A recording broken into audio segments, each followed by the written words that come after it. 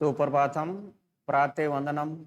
सभी विद्यार्थियों का श्री सुमेर उच्च माध्यमिक विद्यालय के प्लेटफॉर्म पर हार्दिक स्वागत है। मैं ओम प्रकाश भाटी, संस्कृत अध्यापक। आज मैं आपको समास प्रकरण के अंदर कल जो पढ़ाया था उससे आगे, कल आपको मैंने समास प्रकरण के अंदर कल समास का सामान्य परिचय, समास शब्द की उत्पत्ति, समास की परिभाषा और समास के प्रकार आपको बताए थे। उसके बाद में अपन देखो, कल समास की परिभाषा मैंने बताई थी, सम सनम समासे। समास का शाब्दिक अर्थ बताया, संक्षिप्तीकरण करना, समास की परिभाषा बताई और समास के मुख्य रूप से 4 भेद होते हैं, वैसे समास के 6 भेद है। फिर मैंने तत्पुरुष के 2 आपको अलग अलग भेद बताए थे। तत्पुरुष के अंदर 2 अलग अलग भेद है। इसके अंदर देखो, तत्पुरुष के अंदर सबसे पहले मैंने आपको तत्पुरुष का एक भेद बताया, कर्मधारय समास, और कर्मधारय का भेद बताया था द्विगु समास। तो इनके बारे में अपन ने चर्चा की है। और उसके बाद में देखो, अपन ने इसके आगे मैं आज आपको, जैसे कल अवयव भाव समास के उदाहरण बताए थे, वो एक बार और आपको मैं बता देता हूं। उसके आगे अपन अगला समास स्टार्ट करेंगे। तो सबसे पहले यहाँ पे देखो, अपन अवयव भाव समास वह समास होता है जिसमें प्रथम पद की प्रधानता होती है, जो अवयव शब्द होता है, और जिसके अंदर समास बनाते समय अपन नपुंसकलिंग एक वचन का प्रयोग करते हैं। तो इस प्रकार से अपन अवयव भाव समास के उदाहरण एक बार समझेंगे। यानी अवयव के अंदर पहला पद अवयव होता है और वही पहले पद की प्रधानता होती है। समस्त पद के अंदर नपुंसकलिंग एक वचन का प्रयोग होता है। जैसे निर्मक्षिकम, मक्षिकाणाम अभाव, यहाँ पे अभाव की प्रधानता है। उसी प्रकार से उपग्रामम, ग्रामस्य समीपम, समीपता की प्रधानता है। निर्जनम, जनानाम अभाव, यानी अभाव की प्रधानता है। अनुरतस्य, रतस्य पश्चात, पश्चात की प्रधानता है। और यहाँ पे देखो प्रतिग्रहम, ग्रहम ग्रहम प्रति, यानी आवर्ती हो रही है एक शब्द की। तो आपको इनको ध्यान रखना है। एग्जाम में आपके बोर्ड क्लास में पूछेंगे कि समास करते हुए समास का नाम लिखो या समास विग्रह करते हुए समास का नाम लिखो। तो सबसे पहले बच्चों देखो, प्रश्न 2 प्रकार के आपके इसके अंदर बनेगा। सबसे पहले आपको देंगे, जैसे ये 2 समास में आपके यहाँ से प्रश्न बना रहा हूं, किस प्रकार में बोर्ड के प्रश्न आएंगे। जैसे उपग्रामम, उपग्रामम लिख दिया और समास विग्रह करते हुए समास का नाम लिखना है। तो ये आपके क्वेश्चन नंबर 1 इस प्रकार से क्वेश्चन 1 बनेगा। इसमें समास विग्रह करते हुए समास का नाम लिखना है आपको। जैसे उपग्रामम दे दिया तो आपको लिखना है ग्रामस्य समीपम, ये इसका समास विग्रह हो गया। और अगर समास का नाम पूछे तो अवयवी भाव समास लिखना है आपको। इस प्रकार से ये पहला प्रश्न बनेगा। ये समास का नाम आपको बता दिया। उसी प्रकार से जैसे निर्जनम, निर्जनम समास है, इसका समास विग्रह करना है जना नाम अभाव, और समास का नाम पूछे तो अवयवी भाव समास। तो ये पहला प्रश्न बनेगा। और इसी का दूसरा प्रश्न किस प्रकार से बनेगा? दूसरा प्रश्न ये होगा, जैसे ये रतस्य पश्चात और ग्रहम ग्रहम प्रति लिया, तो ये हो जाएगा प्रश्न 2। यहाँ पे क्या है कि इसके अंदर आपके समास विग्रह किया हुआ है और समास का नाम आपको पूछेंगे और समास पूछेंगे कि क्या बना है समास। जैसे पहला प्रश्न है रथस्य पश्चात, इसका समास बनाओ, तो आपको करना है अनुरथम। क्या हो जाएगा? अनुरथम। और उसी प्रकार से ग्रहम ग्रहम प्रति का समास बनेगा प्रतिग्रम। तो यहाँ पे अनुरथम और प्रतिग्रम समास बना है और इसका नाम पूछेंगे तो आपको लिखना है अवयवी भाव समास। ठीक है बच्चों। अब देखो यहाँ पे जो ये समास बना है अवयवी भाव समास, इसके अंदर देखो, अगर आप यहाँ पे ये दिया हुआ है उपग्रामम और ग्रामस्य समीप लिख दिया तो भी आपको आधा नंबर देगा, और आधा नंबर मिलेगा आपको इस समास के नाम का। तो इस प्रकार से आधा और आधा 1 नंबर इसमें हो जाएगा। और निर्जनम, जैसे जना नाम अभाव लिखा इसका विग्रह करते हुए, तो आधा नंबर इसका होगा और इसके नाम का हो जाएगा आधा नंबर। तो आधा और आधा इसका भी 1 नंबर हो गया। उसी प्रकार से जैसे रथस्य पश्चात अगर समास विग्रह दिया हुआ है, इसका समास बनाओगे अनुरतम, तो आधा नंबर इसका हो जाएगा और इसका नाम का आधा, नाम लिखते ही आधा नंबर इसका देगा। वो इस प्रकार से आपके ये एग्जाम में इसके नंबर मिलेंगे। तो जैसे ग्रहम ग्रहम प्रति समास विग्रह, इसका समास होगा प्रतिग्रहम और यहाँ पे इसका नाम हो जाएगा अवयवी भाव समास।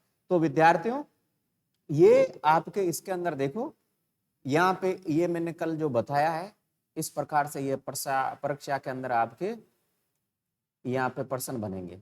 ठीक है, तो इसके आगे अपन अब चल रहे हैं तत्पुरुष समास। तत्पुरुष समास किसे कहते हैं, तत्पुरुष समास के अंदर किसकी प्रधानता हुई। वैसे मैंने आपको बता दिया है कि तत्पुरुष समास वह समास होता है जिसमें दूसरे पद की प्रधानता होती है, और तत्पुरुष के भी मैंने आपको अलग अलग भेद बताए हैं, कर्मधारय और द्विगु। तो इस प्रकार से अपन आज पढ़ेंगे तत्पुरुष समास। कल पढ़ा था अवयवी भाव समास। ये जितने भी उदाहरण हैं आपको इनको याद करना है, समास विग्रह याद करना। अगर समास विग्रह पूछे तो आपको समास विग्रह का पूछे तो समास देगा, और समास दिया हुआ है तो समास विग्रह करके आपको लिखना है। इस प्रकार से अब आपको मैं आगे ले चलता हूं। इसके अंदर देखो अगला, इसके अंदर देखो तत्पुरुष समास।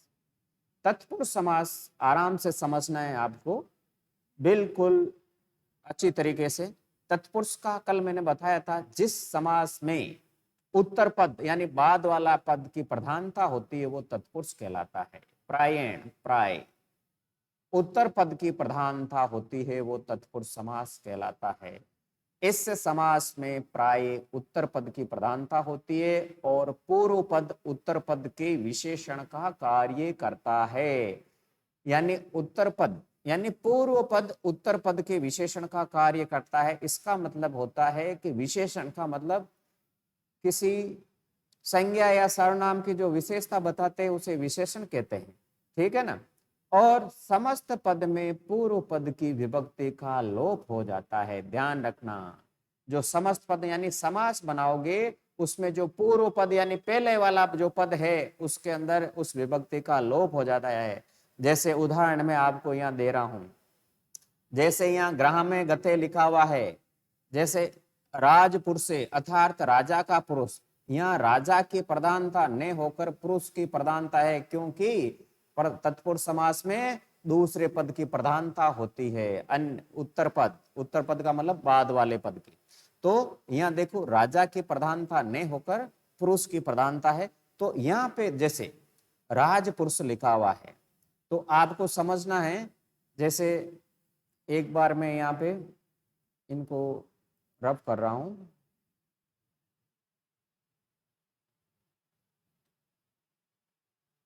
उदाहरण समझोगे आप, इसी उदाहरण से मैं यहाँ लिख रहा हूं। जैसे मैं यहाँ पे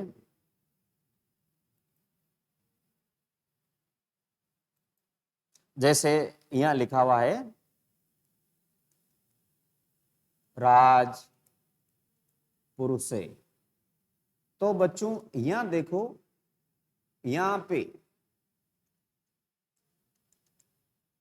राजा का पुरुष, तो इसके अंदर मैं अभी तत्पुरुष पढ़ा रहा हूं तो यहाँ राजा की प्रधानता ने होकर पुरुष की प्रधानता है बच्चों। तो यहाँ दूसरा पद प्रधान है तो राजपुरुष से, तो यहाँ पे राजपुरुष के अंदर समास का नाम हो जाएगा, क्या होगा, तत्पुरुष समास। तत्पुरुष समास जिस समास में दूसरे पद की प्रधानता हो, दूसरा पद, यहाँ पे देखो दूसरा पद कौन सा है, पुरुष है, और राज पुरुष, राज का मतलब राजा का पुरुष। तो इसी प्रकार से आपको समझना है इसके अंदर। अब जैसे यहाँ पे देखो तत्पुरुष में लिखा हुआ है राजपुरुष अर्थात राजा का पुरुष, तो दूसरे पद की प्रधानता है इसके अंदर, ध्यान से देखना। तो यहाँ देखो ग्रामे गते, ग्रामम गते, तो यहाँ देखो ग्रामम में जो विभक्ति है उस विभक्ति का लोप करना है, विभक्ति हटानी है आपको। तो इसके अंदर देखो सबसे पहले आपको क्या करना है, इसके अंदर ग्राम्य गते के अंदर सबसे पहले इस ग्राम में द्वितीय विभक्ति है, तो आपको लिखना है ग्राम, और गते इसका हो जाएगा, तो इसका बना है ग्राम गते। इस प्रकार से आपको समास विग्रह दिया हुआ है, समास बनाना है।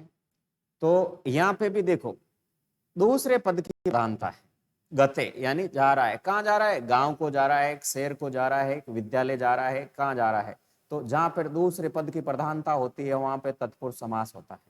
अब उसी का उदाहरण अगला देखो, शरणागते, शरणम आगते, तो यहाँ दूसरे पद की प्रधानता हो रही है, इसलिए ये तत्पुरुष है। जैसे देश भक्त, देशस्य भक्त, तो यहाँ देश का भक्त हो रहा है, संबंध बता रहा है, तो इसके अंदर षष्ठी तत्पुरुष हो जाएगा। सिंह बीते, सिंहात बीते, यानी यहाँ देखो पंचमी डरा हुआ, सिंहात बीते, बीते का मतलब डरा हुआ, तो यहाँ पे देखो पंचमी विभक्ति हो रही है, सिंह बीते, ये है समास, और इसका ये है समास विग्रह। तो यहाँ पे देखो बच्चों, यहाँ पे ये पंचमी विभक्ति है, इसलिए ये पंचमी तत्पुरुष रामस्य। तो यहाँ पे देखो सबसे पहले ग्रामम गते, ग्रामम गते यानी गांव को गया, गांव को गया, इसके अंदर द्वितीय तत्पुरुष होगा बच्चों, द्वितीय तत्पुरुष, ठीक है। उसी प्रकार से शरणम आगते, शरण में आया हुआ। अब उसी प्रकार से यहाँ पे देखो अगले के अंदर देश से भक्त, षष्ठी तत्पुरुष, सिया, तो आपको सिर्फ तत्पुरुष ही नाम लिखना है, क्योंकि आपसे विभक्ति का नाम नहीं पूछेंगे। अब जैसे इसके अंदर देखो, इसके अंदर लिखा हुआ है भयापनम, भयम आपने, हरि त्राते, तो हरि, हरिणा त्राते, ये सब आपके तत्पुरुष के उदाहरण है बच्चों। ये आपको जो पढ़ाया है यहाँ पे ये तत्पुरुष के उदाहरण है, तो आपको ये याद करना है, और इसके अंदर कौन कौन से समास है वो भी आपको देखना है। तो ये तत्पुरुष के उदाहरण। अब मैंने आपको बताया था, अब आपसे पूछेंगे कि ग्राम्य गते, इसका समास विग्रह होगा ग्राम्य गते, क्या होगा, ग्राम्य गते। उसी प्रकार से शरणम आगते, शरणम, तो शरणा आगते का होगा शरणम आगते। देश भक्त, देशस्य भक्त, सिंह बीते, सिंहात बीते, भया आपने, भयाम आपने, हरि त्राते, हरिणा त्राते। अब देखो बच्चों, आपको मैंने अभी तत्पुरुष समास पढ़ाया है। तत्पुरुष का मतलब होता है जिसमें उत्तर पद यानी बाद वाले पद की प्रधानता होती है। ऐसे उत्तर पद की प्रधानता वाले, और जिसका पूर्व पद उत्तर पद के विशेषण का कार्य करता है, जहां पर विशेषण का मतलब विशेषता बताई जाती है, और समस्त पद में पूर्व पद की विभक्ति का लोप हो जाता है। समास बनाते समय, समस्त पद का मतलब होता है समास करते समय पूर्व का मतलब पहले वाले, समस्त पद यानी यहाँ पे समस्त पद के वो चाहे समास के वो एक ही बात है। तो ये समास करते समय पूर्व यानी पहले वाले में जो विभक्ति आती है उस विभक्ति का क्या हो जाता है, लोप हो जाता है, उस विभक्ति को हटा देते हैं। जिस प्रकार से यहाँ पे ग्राम्य गते, ग्रामम में द्वितीय विभक्ति है, समास करते समय देखो यहाँ पे ग्राम गते हो गया। तो इस प्रकार से विभक्ति का प्रथम पद यानी पूर्व का मतलब प्रथम पद की विभक्ति का लोप हो जाता है। तो इस प्रकार से अपन ने ये तत्पुरुष समास पढ़ा है। अब देखो तत्पुरुष के भेद बच्चों, तत्पुरुष के दो प्रमुख भेद होते हैं, कर्मधारय और द्विगु। अब जैसे कर्मधारय क्या होता है, इस समास में एक पद विशेष्य और दूसरा पद पहले वाले पद का विशेषण होता है। विशेषण विशेष्य भाव के अतिरिक्त उपमान और उपमेय भाव भी कर्मधारय समास के लक्षण होते हैं। जैसे किसी के उपमा, उपमान। अब आपको सबसे पहले इसके अंदर देखो कर्मधारय समास के अंदर विशेषण और विशेष्य क्या होता है, तो इस चीज को आपको समझना है। जैसे यहाँ पे पीताम्बरम लिखा हुआ है, तो एक में आपको यहाँ पे सबसे पहले अपन पढ़ेंगे कर्मधारय समास। अब देखो इसके अंदर अपन ले रहे हैं कर्मधारय समास।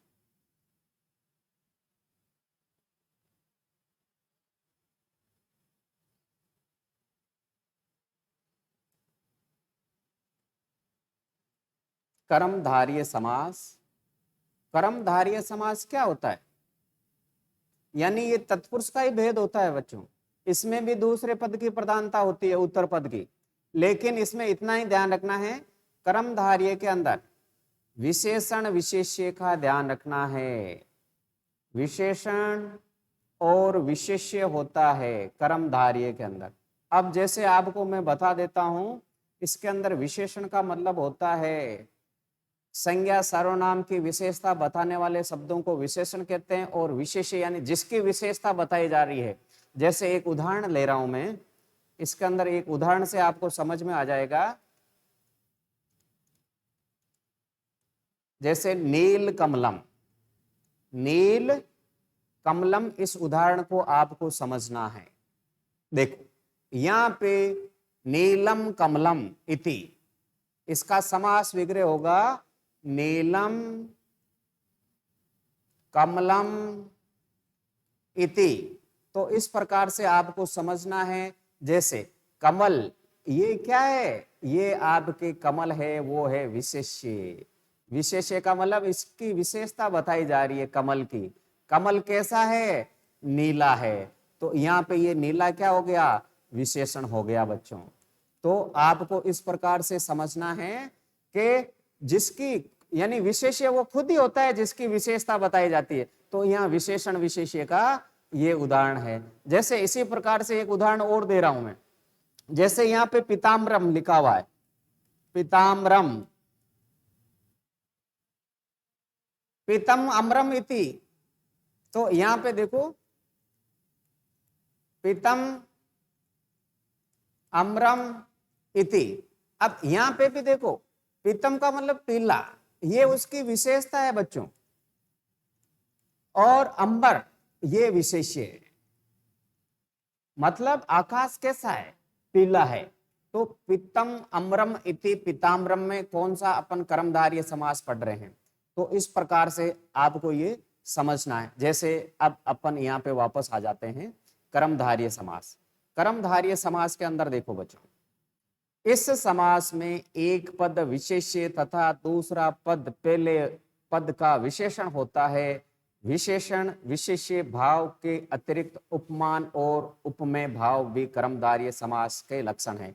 जैसे अभी मैंने आपको बताए थे ये उदाहरण, जैसे पीताम्बरम पीतम अम्रम इति, पीतम चेतत अम्रम, इस प्रकार से भी आप लिख सकते हो। जैसे यहाँ पे पीताम्बरम है, तो पीतम चेतत अम्रम पीताम्बरम।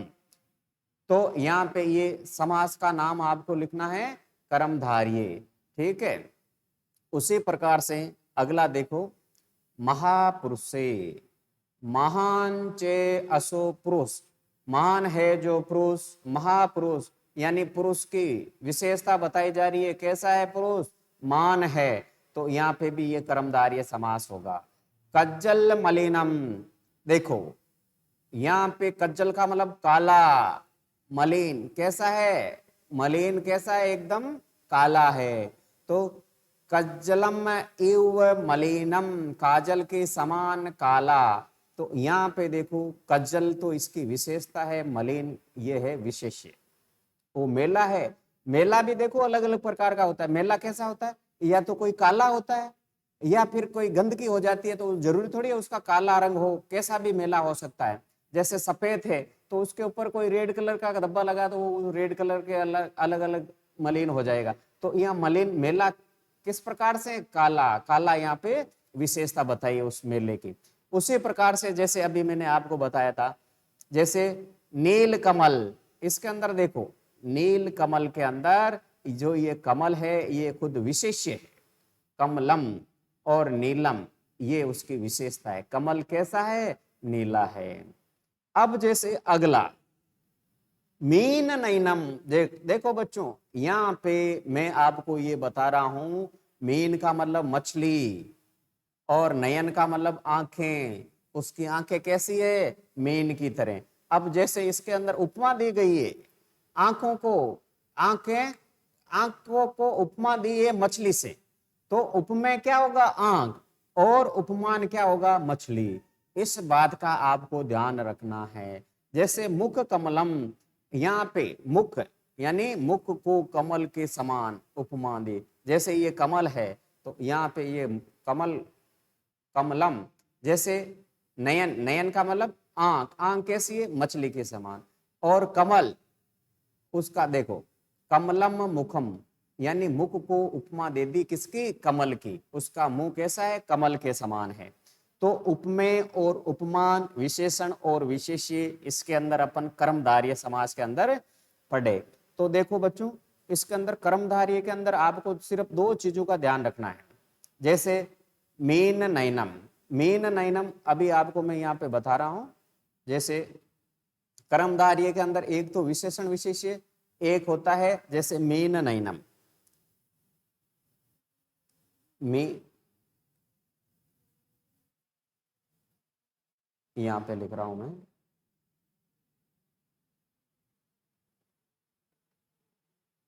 मीन नय नम।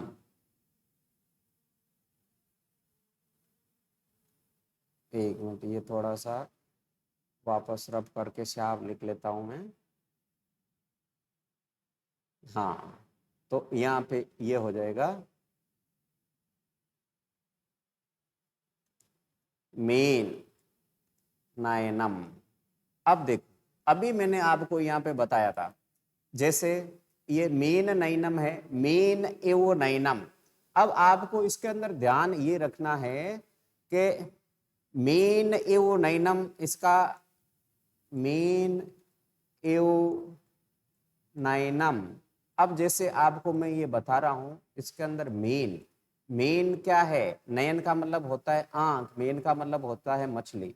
तो आंख को यहाँ पे तो है उपमान, और ये है उपमेय।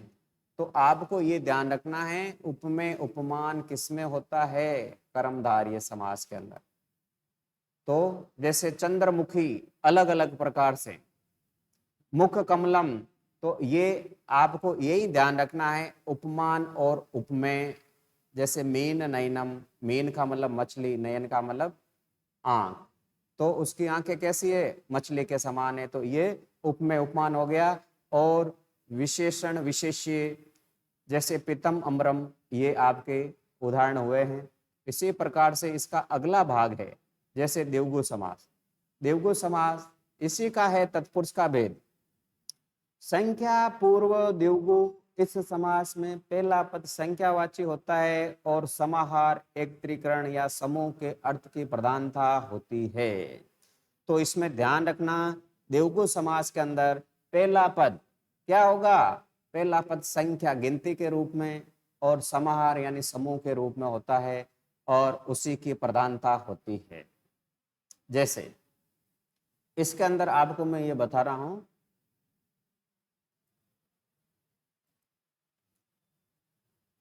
जैसे इसके अंदर अपन लेते हैं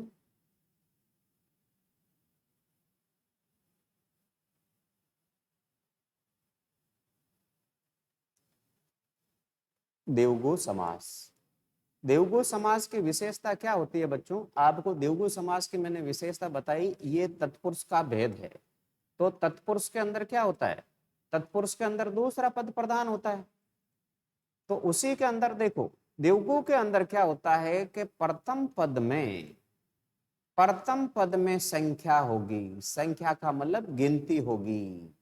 और जो उत्तर पद है, उत्तर पद में क्या होगी? संज्ञा, संज्ञा का मतलब किसी व्यक्ति वस्तु का नाम होगा।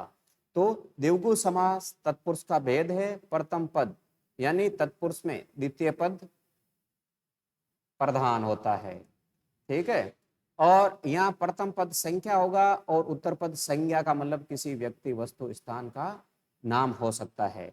जैसे यहाँ पे त्रिभुवनम, या आपको जैसे षड बिंदु, इस प्रकार से बहुत सारे जो पहले आएंगे उसके अंदर, जैसे पंचपात्रम, पंचानाम पात्राणाम समाहार, त्रिभुजम तर्याणाम भुजानाम समाहार, तो ये समूह के रूप में होगा। तो आपको ध्यान रखना है, इसके अंदर सबसे पहले जैसे पंचपात्रम, तो पंचानाम पात्राणाम समाहार, समाहार का मतलब ये समूह में होता है। तो यहाँ पे एक उदाहरण में आपको समझा रहा हूं, पंचपात्रम, जैसे उदाहरण में यहाँ ले रहा हूं,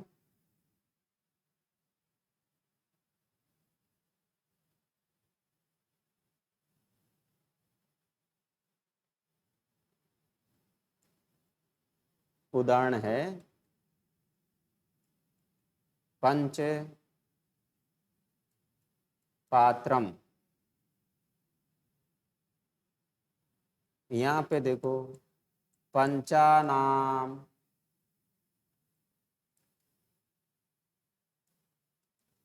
पात्राणाम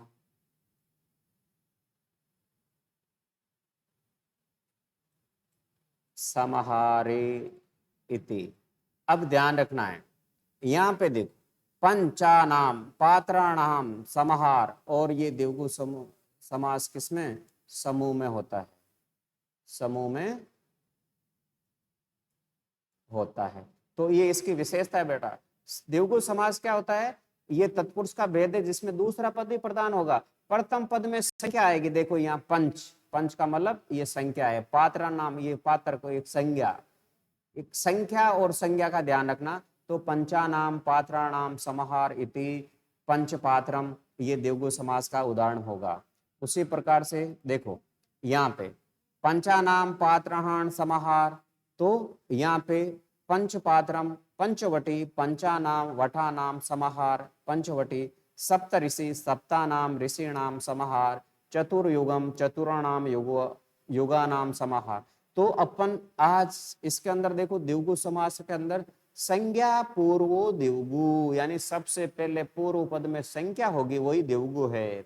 इस समास में पहले पद संख्यावाची होगा, संख्या का मतलब गिनती के रूप में, और समाहार का मतलब समूह में होगा, और उसी की प्रधानता होगी बाद वाले की। जैसे त्रिभुज लिखा हुआ है तो तर्याणाम भुजानाम समाहार, तो इसके अंदर त्रि ये संख्यावाची शब्द है, और भुजा वो समूह में है, तीन भुजाएं हैं। तो उसके लिए यहाँ पे देखो सबसे पहले त्रिभुज के अंदर तर्याणाम भुजा नाम समाहार, यहाँ त्रिभुज है तीन संख्या के रूप में है, और भुजा है वहां पे ये क्या है, किसी व्यक्ति वस्तु स्थान कुछ भी आ सकता है। उसी प्रकार से पंचपात्रम पंचपात्रम पंचानाम पात्राणाम समाहारे, पांच पात्रों को समूह, उसे पंचपात्र देवगु समास, यानी पहले के अंदर गिनती आई हुई है, दूसरा समूह में है। पंचवटी जैसे पंचानाम वटानाम समूह, पांच वटों का समूह, तो पंचवटी देवगु समास का उदाहरण। सप्त ऋषि सप्तानाम ऋषिणाम समाहार, सप्त ऋषि हो गया। चतुर्युगम चतुर्युगम चतुराणाम युगानाम समाहार चतुर्युगम, ये आपके आज ये देवगु समास और कर्मधारय समास और तत्पुरुष समास। तो बच्चों आज देखो अपन ने क्या क्या पढ़ा है इस क्लास के अंदर। सबसे पहले तत्पुरुष पढ़ा था। तत्पुरुष क्या होता है, जिसके अंदर उत्तर पद की प्रधानता होती है, और इसके अंदर पूर्व पद उत्तर पद के विशेषण का कार्य करता है। मैंने बताया था समस्त पद में पूर्व पद की विभक्ति का लोप हो जाता है, यानी समास करते समय जो पूर्व यानी पहले लगा हुआ, जैसे यहाँ पे ग्रामम गथे, तो यहाँ पे पूर्व पद यानी पहले वाले पद में विभक्ति लगी हुई है शरणम, तो यहाँ पे जैसे देशेष्य, तो यहाँ देश हो गया, ये विभक्ति का लोप हो गया है। ठीक है, तो उत्तर पद की प्रधानता होती है वो तत्पुरुष होता है। अब तत्पुरुष का मैंने आपको भेद बताए, तत्पुरुष के दो भेद होते हैं, एक तो कर्मधारय होता है और एक होता है देवगु समास। कर्मधारय समास में एक पद विशेषण और एक पद विशेष्य होता है, यानी इस समास में एक पद विशेष्य तथा दूसरे पद पहले पद का विशेषण होता है। विशेषण विशेष्य भाव के अतिरिक्त उपमान और उपमेय भाव भी कर्मधारय समास का लक्षण है। जैसे मैंने विशेषण विशेष्य नील कमल वाला आपको उदाहरण बताया था, ठीक है ना। जैसे इसके अंदर आपको मैंने विशेषण विशेष्य के अंदर, जैसे ये तो राजपुरुष राजा का पुरुष, ये तत्पुरुष के। कर्मधारय समास के अंदर देखो विशेषण विशेष्य नील कमलम, नीलम कमलम इति, यहाँ कमल तो है विशेष्य और नीलम है विशेषण, क्योंकि कमल की विशेषता बताई जा रही है। पीताम्बरम पीतम अम्रम इति, यहाँ पे अंबर विशेष्य है और पीतम इसका विशेषण है, इसकी विशेषता बताई जा रही है। जैसे उसी प्रकार से उपमेय उपमान, जैसे मीन नयनम, मीन एव नयनम, यानी उसकी आंखें कैसी है? मछली के समान। तो यहाँ नयन उपमेय और मीन उपमान है। अब उसके बाद में द्विगु समास है, जो समूह में होता है, जिसके अंदर प्रथम पद संख्या होता है, उत्तर पद संज्ञा, किसी व्यक्ति वस्तु का नाम। जैसे पंचपात्राणाम, पंचपात्रम, पंचानाम पात्राणाम समाहार इति पंचपात्रम। तो इस प्रकार से अपन ने आज तत्पुरुष और तत्पुरुष के भेद कर्मधारय समास, कर्मधारय के बाद में द्विगु समास, ये आज अपन ने समास पढ़े हैं। बच्चों, आप इसको एक बार वापस घर पे जाके रिवीजन करोगे और आपके समस्या जो भी है वो कल मेरे से आप पूछ लेना। बिल्कुल सरल है। इस प्रकार से आज की क्लास में यहीं विराम देता हूँ। इसके आगे अपन कल पढ़ेंगे। धन्यवाद बच्चों।